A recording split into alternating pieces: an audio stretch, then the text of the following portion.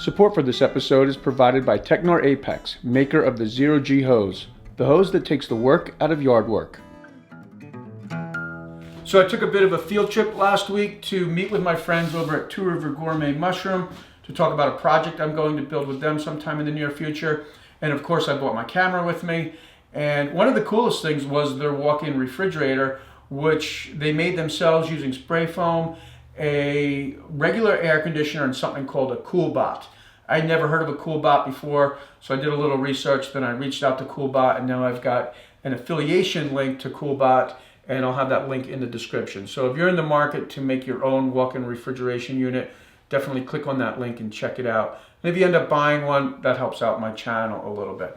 So I like learning about new things, and I didn't know anything about mushrooms, so I thought I'd share this one with you. Great. My name is Casey Sullivan. We're here at Two River Gourmet Mushrooms. I got into mushroom farming maybe 15, 16 months ago. Always been into gardening, really much into the outdoors. And mushrooms really kind of piqued my interest in terms of their sustainability and just bringing the best product that we can to some of the most talented chefs in the area. So it's really small. We've got 2 fruiting rooms. We have a walk-in refrigerator here that we built. It's cooled by a 17,000 BTU air conditioner that's rigged up with a CoolBot.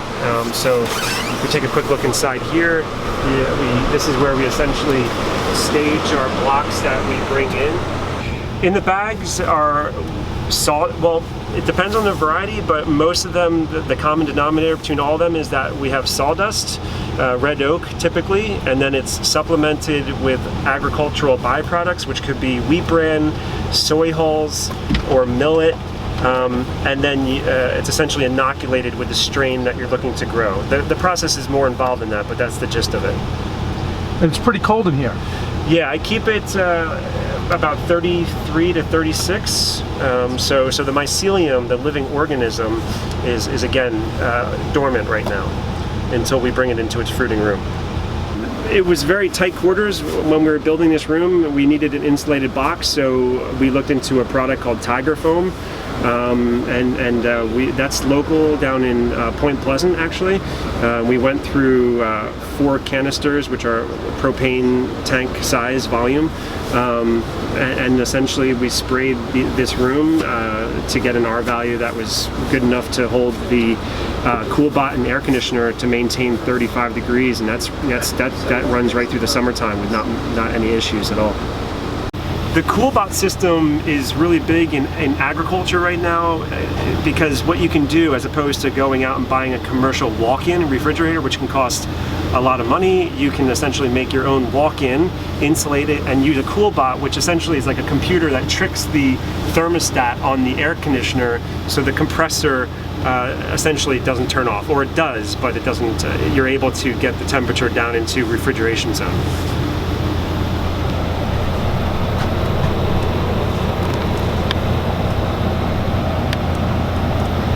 I can't believe it's just an air conditioner. It's amazing, right? I thought that was something different. No. That's wild. Isn't that cool? So it's just tricked. Yes. That's wild. It's so cool. It costs about $350, and then the AC is like, so you can build a walk-in for pretty cheap. That's wild. That's really cool. Yeah. We keep it so cold in there because we need to be able to stagger our fruit production. So we make bi-weekly trips out to either Pennsylvania or up in Maine to pick up our organic block. And then when we're ready to fruit them, we'll bring them out of the walk-in where they're dormant because of the temperatures into our fruiting rooms. So this is one of our 2 fruiting rooms. We have a lot of different varieties going on in here right now. We have some chestnuts from Field and Forest, which I'm fruiting out.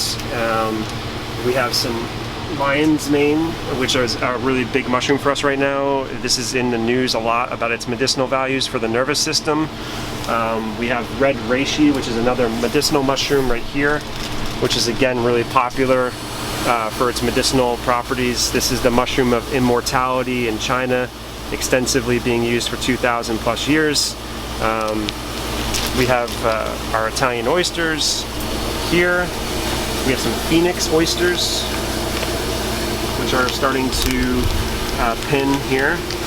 And then we have our shiitakes, which are fruiting nicely here.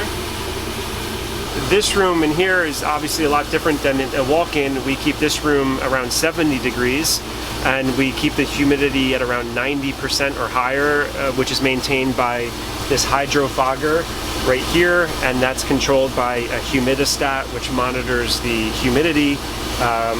And we also monitor and control carbon dioxide, because mushrooms are not plants or animals. They're kind of in their own kingdom, and they do require oxygen and give off a lot of CO2, carbon dioxide. And so if we didn't evacuate some of that air, we'd have CO2 levels in here that would be too high. So we monitored that with this device here, and it's telling us that the CO2 levels are at 700 parts per million, which is about almost double the atmospheric level of CO2, and we off-gas CO2 by kicking on these fans, which are triggered by the monitoring device.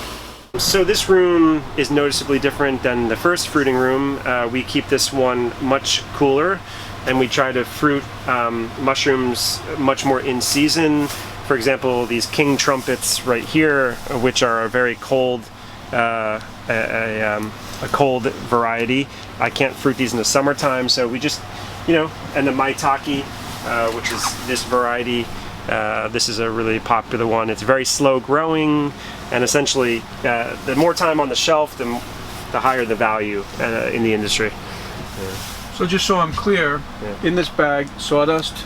Yes. The whole bag is sawdust? Yeah, primarily. And the mushrooms grow at the top? That's right. So when you're harvesting the mushrooms, you're always harvesting from the tops, or any cuts, it looks like, that are made in the bags? Like over here, it looks like there's cuts in the bags. Right. And then it grows from those cuts.